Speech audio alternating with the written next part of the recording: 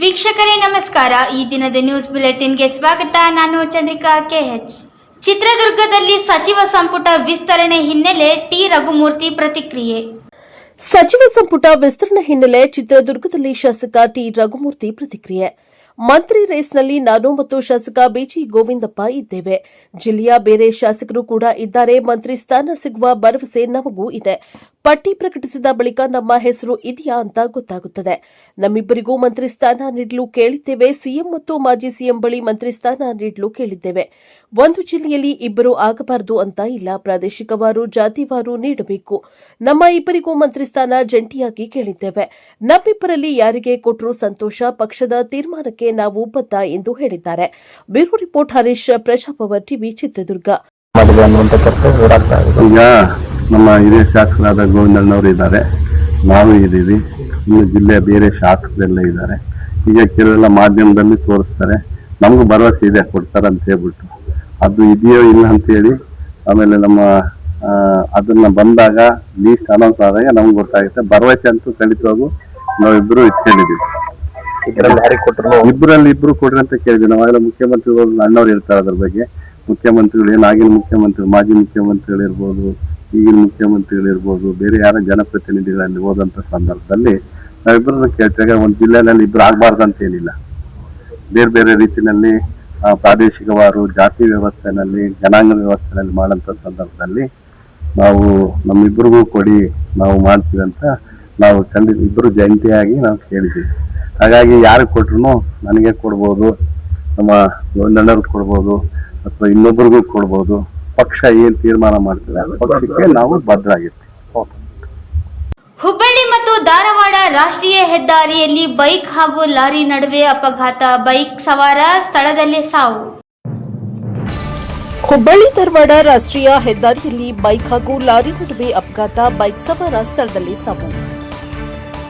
ಹುಬ್ಬಳ್ಳಿ ಧಾರವಾಡ ರಾಷ್ಟ್ರೀಯ ಹೆದ್ದಾರಿಯಲ್ಲಿ ಬೈಕ್ ಹಾಗೂ ಲಾರಿ ನಡುವೆ ಅಪಘಾತ ನಡೆದಿದ್ದು, ಬೈಕ್ ಸವಾರ ಸ್ಥಳದಲ್ಲಿ ಸಾವನ್ನಪ್ಪಿದ ಘಟನೆ ನೇಕಾರ ನಗರದ ಬಳಿ ನಡೆದಿದೆ. ನೇಕಾರ ನಗರ ಹಾಗೂ ಧಾರವಾಡ ಮಾರ್ಗ ಮಧ್ಯೆ ಈ ದುರ್ಘಟನೆ ನಡೆದಿದ್ದು, ಲಾರಿ ಚಾಲಕ ಅಪಘಾತದ ಬಳಿಕ ಪರಾರಿಯಾಗಲು ಯತ್ನಿಸಿದ್ದ ಚಾಲಕನನ್ನ ದಕ್ಷಿಣ ಸಂಚಾರಿ ಠಾಣೆಯ ಪೊಲೀಸರು ಶೀಘ್ರ ಕಾರ್ಯಾಚರಣೆ ನಡೆಸಿ ಬಂಧಿಸಿದ್ದಾರೆ. ಇನ್ನು ಮೃತ ವ್ಯಕ್ತಿಯ ದೇಹವನ್ನು ಮರಣೋತ್ತರ ಪರೀಕ್ಷೆಗಾಗಿ ಕಿಮ್ಸ್ ಆಸ್ಪತ್ರೆಗೆ ರವಾನೆ ಮಾಡಲಾಗಿದೆ. ಪೊಲೀಸರ ತನಿಖೆಯ ಬಳಿಕ ಮೃತನ ಹೆಸರು, ಮಾಹಿತಿ ತಿಳಿದು ಬಂದಿದೆ. ದಕ್ಷಿಣ ಸಂಚಾರಿ ಪೊಲೀಸ್ ಠಾಣೆಯಲ್ಲಿ ಈ ಪ್ರಕರಣ ದಾಖಲಾಗಿದೆ. Bureau report Santosh Medar, Praja Power TV, Dharwad. ಮೈಸೂರಿನಲ್ಲಿ ಇಸ್ಕಾನ್ ದಟ್ಟಗಳ್ಳಿ ವತಿಯಿಂದ 5ನೇ ವಾರ್ಷಿಕ ಶ್ರೀ ಜಗನ್ನಾಥ ರಥಯಾತ್ರೆ ಮಹೋತ್ಸವ. ಮೈಸೂರಿನಲ್ಲಿ ಇಸ್ಕಾನ್ ದಟ್ಟಗಳ್ಳಿ ವತಿಯಿಂದ 5ನೇ ವಾರ್ಷಿಕ ಶ್ರೀ ಜಗನ್ನಾಥ ರಥಯಾತ್ರೆ ಮಹೋತ್ಸವ. ಸನಾತನ ಧರ್ಮದ ಘೋಷಣೆಯೊಂದಿಗೆ ರಾಜಬೀದಿಯಲ್ಲಿ ಅದ್ದೂರಿ ಮೆರವಣಿಗೆ. ಸಾವಿರಾರು ಭಕ್ತರು ದೇವರ ಪ್ರಸಾದ ಸವಿದರು. ಸಾಂಸ್ಕೃತಿಕ ನಗರಿ ಮೈಸೂರಿನಲ್ಲಿ ಇಂದು ಇಸ್ಕಾನ್ ದಟ್ಟಗಳ್ಳಿ ವತಿಯಿಂದ ಆಯೋಜಿಸಿದ್ದ 5ನೇ ವಾರ್ಷಿಕ ಶ್ರೀ ಜಗನ್ನಾಥ ರಥಯಾತ್ರೆ ಮಹೋತ್ಸವ ನಗರದ ರಾಜಬೀದಿಗಳಲ್ಲಿ ವಿಜೃಂಭಣೆಯಿಂದ ನಡೆಯಿತು. ಸನಾತನ ಧರ್ಮದ ಘೋಷಣೆಯೊಂದಿಗೆ ಸಾವಿರಾರು ಭಕ್ತರು ರಥಯಾತ್ರೆಯಲ್ಲಿ ಭಾಗವಹಿಸಿ ಜಯ ಜಗನ್ನಾಥ ಎಂದು ಜಯಘೋಷ ಕೂಗಿದರು. ರಾಜಬೀದಿಗಳಲ್ಲಿ ಜನರು ದೇವರ ಕೃಪೆಗೆ ಪಾತ್ರರಾದರು. ಮಹೋತ್ಸವದ ಅಂಗವಾಗಿ 1000ಕ್ಕೂ ಅಧಿಕ ಜನರಿಗೆ ದೇವರ ಪ್ರಸಾದ ವಿತರಿಸಲಾಯಿತು.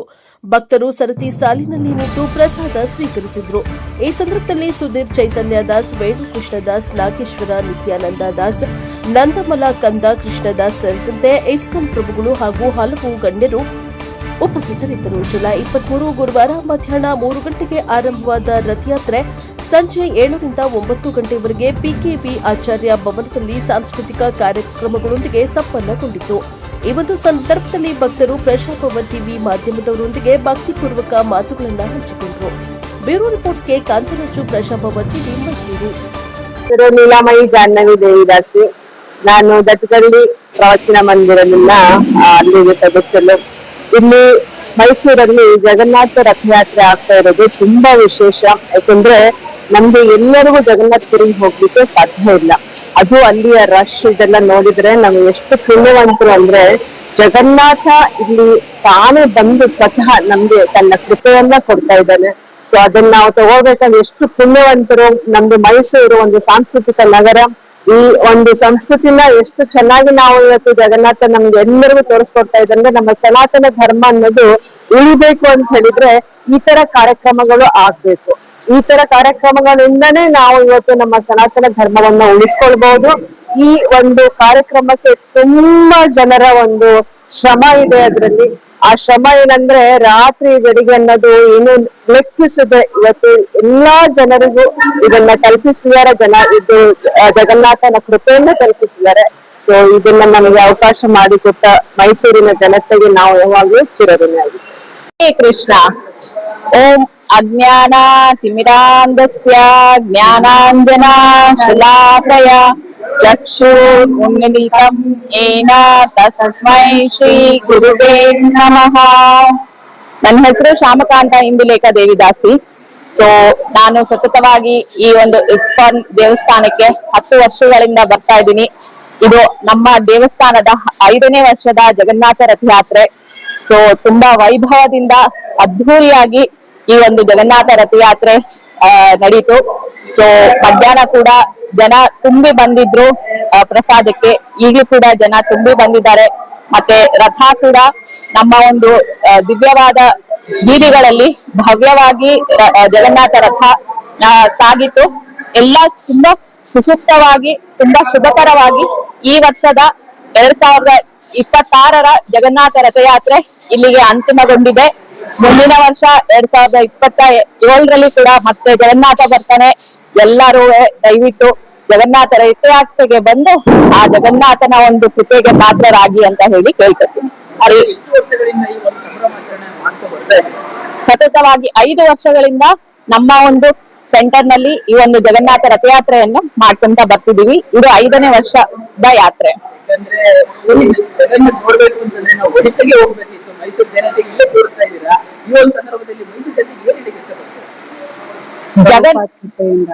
ನಮ್ಗೆ ಜಗನ್ನಾಥನ ಈ ಒಂದು ರಥಯಾತ್ರೆಯ ಕೃಪೆ ನಮ್ಗೆ ಶ್ರೀಲ ಪ್ರಭುಪಾದರಿಂದ ಒಂದು ಸಿಕ್ಕಿದೆ. ಸೊ ನೋಡ್ಬೋದು, ಜಗನ್ನಾಥ ಪುರಿಯಲ್ಲಿ ನಾವು ಆ ರಥಯಾತ್ರೆಯ ಬೀದಿಯಲ್ಲಿ ಹೋಗಿ ನುಗ್ಗಲು ಇದ್ರಲ್ಲೆಲ್ಲ ಆ ಜಗನ್ನಾಥನ ನೋಡೋದಕ್ಕೆ ತುಂಬಾ ಕಷ್ಟ ಆಗುತ್ತೆ. ಆಮೇಲೆ ಟಿಕೆಟ್, ಟ್ರೈನು, ಫ್ಲೈಟ್ ಎಲ್ಲ ರಿಸರ್ವೇಶನ್ ಸಿಗೋದು ಕಷ್ಟ ಇದೆ. ಅದೇ ನಮ್ಮ ಮೈಸೂರಿನಲ್ಲೇ ನಮ್ಮ ರೋಡ್ ನಲ್ಲಿ ನಮ್ಮ ರಸ್ತೆಗಳಲ್ಲಿ ಜಗನ್ನಾಥ ಬರ್ತಾನೆ ಅಂದಾಗ ನಾವೆಲ್ಲ ಇನ್ನೂ ಹೆಚ್ಚು 100 ಪಟ್ಟು 1000 ಪಟ್ಟು ಹುಮ್ಮಸ್ಸಿಂದ ನಾವು ಜಗನ್ನಾಥನ ನಾವು ಇಲ್ಲಿ ರಥಯಾತ್ರೆನ ಮಾಡ್ಬೇಕು ಪ್ರತಿ ವರ್ಷ. ಜಗನ್ನಾಥ ರಥಯಾತ್ರೆಯಿಂದ ನಮಗೆ ತುಂಬಾ ಜನ ಸಹಕರಿಸಿ ನಮ್ಮನ್ನ ಮುಂದೆ ಕರ್ಕೊಂಡು ಹೋಗ್ತಿದ್ದಾರೆ. ಪ್ರತಿ ವರ್ಷನೂ ಕ್ರೌಡ್ ಜಾಸ್ತಿ ಆಗ್ತಾನೆ ಇದೆ. ಅವರ ಒಂದು ಪ್ರೀತಿ ವಿಶ್ವಾಸ ನಮ್ಗೆ ಹಿಂಗೆ ತೋರಿಸ್ತಿದ್ದಾರೆ. ಸೊ ನಾವೆಲ್ಲರನ್ನು ಕೇಳ್ಕೊತೀವಿ, ಹೀಗೆ ನೆಕ್ಸ್ಟ್ ಇಯರ್ ಜಗನ್ನಾಥನ ಇದೇ ಖುಷಿ ಸಂಭ್ರಮದಿಂದ ನಾವೆಲ್ಲರೂ ಈ ಪುರಿ ಜಗನ್ನಾಥನ ಒಂದು ರಥಯಾತ್ರೆಯನ್ನು ಆಚರಿಸೋಣ ಅಂತ. ಸೊ ಎಲ್ಲರಿಗೂ ಧನ್ಯವಾದ. ಹರೇ ಕೃಷ್ಣ. ಓಪನ್ ಆಗಿ 11 ವರ್ಷ, ನಾವು 5 ವರ್ಷದಿಂದ ರಥಯಾತ್ರೆ ಮಾಡ್ಕೊಂಡು ಬರ್ತಾ ಇದೀವಿ.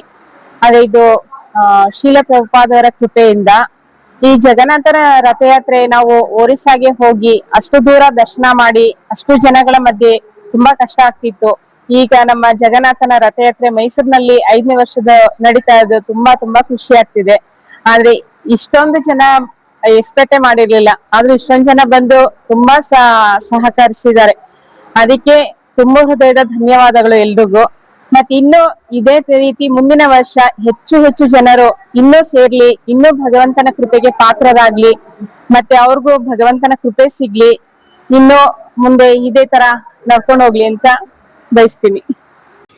ಕಡಬ ತಾಲೂಕು ಬೆತನಿ ಪದವಿ ಪೂರ್ವ ಕಾಲೇಜು ಜಿ ಬಿಳತಾ ವತಿಯಿಂದ ವಿದ್ಯಾರ್ಥಿನಿಯರಿಗಾಗಿ ಕೌಶಲ್ಯ ತರಬೇತಿಯ ಉದ್ಘಾಟನಾ ಕಾರ್ಯಕ್ರಮ. ಕಡಬ ತಾಲೂಕು ಬೆತನಿ ಪದವಿ ಪೂರ್ವ ಕಾಲೇಜು ನೂಜಿ ಬಾಲ್ತಿಲದ ವತಿಯಿಂದ ವಿದ್ಯಾರ್ಥಿನಿಯರಿಗಾಗಿ ಕೌಶಲ್ಯ ತರಬೇತಿಯ ಉದ್ಘಾಟನಾ ಕಾರ್ಯಕ್ರಮ ನಡೆಯಿತು. ಕಾರ್ಯಕ್ರಮದ ಅಧ್ಯಕ್ಷ ಸ್ಥಾನವನ್ನ ವಹಿಸಿದ ಕಾಲೇಜಿನ ಪ್ರಾಂಶುಪಾಲರಾದ ಟಿಎಸ್ ರವರು ಮಾತನಾಡಿ, ವಿದ್ಯಾರ್ಥಿಗಳು ಶಾಲಾ ಶಿಕ್ಷಣದೊಂದಿಗೆ ಬದುಕಿನ ಪಾಠವನ್ನ ಕಲಿಯುವುದು ಇಂದಿನ ಅವಶ್ಯಕತೆ. ಮುಖ್ಯವಾಗಿ ವಿದ್ಯಾರ್ಥಿನಿಯರು ತಮ್ಮ ಕಲಿಕೆಯ ನಂತರ ಸ್ವ ಉದ್ಯೋಗವನ್ನ ಪಡೆದು ಬದುಕನ್ನ ಕಟ್ಟಿಕೊಳ್ಳಲು ಇಂತಹ ವೃತ್ತಿ ತರಬೇತಿಗಳು ಅವಶ್ಯಕ ಎಂದು ತಿಳಿಸಿದರು. ಶಿಕ್ಷಣದೊಂದಿಗೆ ಶಿಸ್ತು ಎಂಬ ಧ್ಯೇಯ ವಾಕ್ಯದೊಂದಿಗೆ ಮೌಲ್ಯಾಧಾರಿತ ಶಿಕ್ಷಣವನ್ನ ನೀಡುತ್ತಿರುವ ಬೆತನಿ ವಿದ್ಯಾಸಂಸ್ಥೆಯಲ್ಲಿ ವಿದ್ಯಾರ್ಥಿಗಳಿಗೆ ವೃತ್ತಿ ಮಾರ್ಗದರ್ಶನ ತರಬೇತಿ ಕಾರ್ಯಕ್ರಮವನ್ನು ಹಮ್ಮಿಕೊಂಡಿದ್ದು ಸಂತಸವನ್ನುಂಟು ಮಾಡಿದೆ. ಈ ಕಾರ್ಯಕ್ರಮವನ್ನು ಉದ್ಘಾಟಿಸಿ ಮಾತನಾಡಿದ ಮುಖ್ಯ ಅತಿಥಿಗಳಾದ ಶ್ರೀಮತಿ ಸುಮಾ ಕುದ್ವಾ, ಕಾಲೇಜುಗಳಲ್ಲಿ ವಿದ್ಯಾರ್ಥಿನಿಯರಿಗೆ ಇಂತಹ ಕಾರ್ಯಕ್ರಮ ಆಯೋಜನೆ ಮಾಡುವುದರಿಂದ ಶಿಕ್ಷಣದ ಜೊತೆಗೆ ಮುಂದೆ ಸಮಾಜದಲ್ಲಿ ಸ್ವಾವಲಂಬಿಯಾಗಿ ಬದುಕಲು ಸಹಕಾರಿಯಾಗುತ್ತದೆ ಹಾಗೂ ಇಂತಹ ಕಾರ್ಯಕ್ರಮ ಆಯೋಜನೆ ಮಾಡಿದ ಕಾಲೇಜಿನ ಬಗ್ಗೆ ಪ್ರಶಂಸನೀಯ ಮಾತುಗಳನ್ನಾಡಿ ವಿದ್ಯಾರ್ಥಿನಿಯರಿಗೆ ಶುಭ ಹಾರೈಸಿದರು. ಸಂಸ್ಥೆಯ ವಿದ್ಯಾರ್ಥಿನಿಯರು ಪ್ರಾರ್ಥನೆಯನ್ನ ನೆರವೇರಿಸಿದರು. ಚಾರ್ಜ್ ಟಿಎಸ್ ರವರು ಸ್ವಾಗತಿಸಿದರು. ಸಂಸ್ಥೆಯ ಮುಖ್ಯ ಗುರುಗಳಾದ ಥಾಮಸ್ ಎಕೆ ಅವರು ಧನ್ಯವಾದ ಸಮರ್ಪಿಸಿದರು. ಸಂಸ್ಥೆಯ ಉಪನ್ಯಾಸಕರು, ಶಿಕ್ಷಕರು ಹಾಗೂ ಬೋಧಕೇತರ ಸಿಬ್ಬಂದಿಗಳು ಉಪಸ್ಥಿತರಿದ್ದರು. ಬ್ಯೂರೋ ರಿಪೋರ್ಟ್ ನಾಗೇಶ್ ಮಡಿವಾಳ, ಬಲ್ಪ, ಪ್ರಶಾಪ ಟಿವಿ, ಕುಕ್ಕೆ ಸುಬ್ರಹ್ಮಣ್ಯ. ಚಾಮರಾಜನಗರದಲ್ಲಿ ನೆಮ್ಮದಿ ಪ್ರತಿಯೊಬ್ಬರ ಜೀವನಕ್ಕೂ ಬಹಳ ಮುಖ್ಯ ಎಂದು ಎನ್ ಮಹೇಶ್ ಅವರು ತಿಳಿಸಿದರು. ನೆಮ್ಮದಿ ಪ್ರತಿಯೊಬ್ಬರ ಜೀವನಕ್ಕೂ ಬಹಳ ಮುಖ್ಯ. ಎನ್ ಮಹೇಶ್. ಉತ್ತುವಳ್ಳಿಯಲ್ಲಿ ಹಿರಿಯ ನಾಗರಿಕರ ಆರೈಕೆ ನೆಮ್ಮದಿ ಕೇಂದ್ರ ಉದ್ಘಾಟನೆ. ಬ್ಯಾಂಕ್ ಆಫ್ ಬರೋಡಾದಿಂದ ನೆಮ್ಮದಿ ಕೇಂದ್ರಕ್ಕೆ ವಾಷಿಂಗ್ ಮೆಷಿನ್ ಕೊಡುಗೆ. ಮನಸ್ಸಿನ ಶಾಂತಿ, ನೆಮ್ಮದಿ ಪ್ರತಿಯೊಬ್ಬರ ಜೀವನಕ್ಕೂ ಬಹಳ ಮುಖ್ಯವಾಗಿದೆ ಎಂದು ಮಾಜಿ ಸಚಿವರು ಬಿಜೆಪಿ ರಾಜ್ಯ ಉಪಾಧ್ಯಕ್ಷ ಎನ್ ಮಹೇಶ್ ಹೇಳಿದರು. ತಾಲೂಕಿನ ಉತ್ತುವಳ್ಳಿ ಕೆಎಸ್ಎಸ್ಡಿಐಡಿಸಿ ಲೇಔಟ್ ಹಿಂಭಾಗದಲ್ಲಿ ಆಶ್ರಯ ಸೇವಾ ಚಾರಿಟೇಬಲ್ ಟ್ರಸ್ಟ್, ಫೆವಾರ್ಡ್ ಕ ಆರ್ಡ್ ಡೀಮ್ ಇಂಡಿಯಾ ನೆಟ್ವರ್ಕ್ ಸಹಯೋಗದಲ್ಲಿ ಆರಂಭವಾಗಲಿರುವ ಹಿರಿಯ ನಾಗರಿಕರ ಆರೈಕೆ ನೆಮ್ಮದಿ ಕೇಂದ್ರವನ್ನು ಉದ್ಘಾಟಿಸಿ ಮಾತನಾಡಿದರು. ಸಾಮಾನ್ಯವಾಗಿ ಇಂತಹ ಆಶ್ರಯ ಸ್ಥಾನಗಳಿಗೆ ವೃದ್ಧಾಶ್ರಮ, ಅನಾಥಾಶ್ರಮ ಎಂದು ಹೆಸರಿಡುತ್ತಾರೆ. ಆದರೆ ಆಶ್ರಯ ಸೇವಾ ಚಾರಿಟೇಬಲ್ ಟ್ರಸ್ಟ್ನ ಅಧ್ಯಕ್ಷ ರಮೇಶ್ ಪ್ರಭು ನೆಮ್ಮದಿ ಎಂದು ಅತ್ಯುತ್ತಮವಾದ ಹೆಸರು ಇಟ್ಟಿದ್ದಾರೆ. ರಮೇಶ್ ಪ್ರಭು ಅವರು ನಿರಾಶ್ರಿತರು, ಮನೆ ಬಿಟ್ಟವರಿಗೆ ನೆಮ್ಮದಿ ಕೊಡುವ ಕೆಲಸ ಮಾಡುತ್ತಿರುವುದು ಒಂದು ಪುಣ್ಯದ ಕೆಲಸವಾಗಿದೆ. ಇದಕ್ಕೆ ಎಲ್ಲರ ಸಹಕಾರ ಅಗತ್ಯವಾಗಿದೆ ಎಂದರು.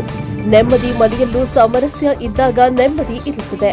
ಹಗಲಿನಲ್ಲಿ ನೆಮ್ಮದಿ ಇಲ್ಲದಿದ್ದರೆ ರಾತ್ರಿ ಮಲಗುವಾಗ ನೆಮ್ಮದಿ ಸಿಗುವುದಿಲ್ಲ. ಸಮಾಜದಲ್ಲಿ ನೆಮ್ಮದಿ ಬದುಕು ಆಗಬೇಕಾದರೆ ಪ್ರತಿಯೊಬ್ಬರೂ ಹಗಲಿನಲ್ಲಿ ನೆಮ್ಮದಿ ಅಗತ್ಯ.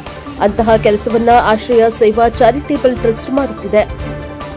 ಇದಕ್ಕೆ ಎಲ್ಲರ ಸಹಕಾರ ಅಗತ್ಯವಾಗಿದೆ ಎಂದರು.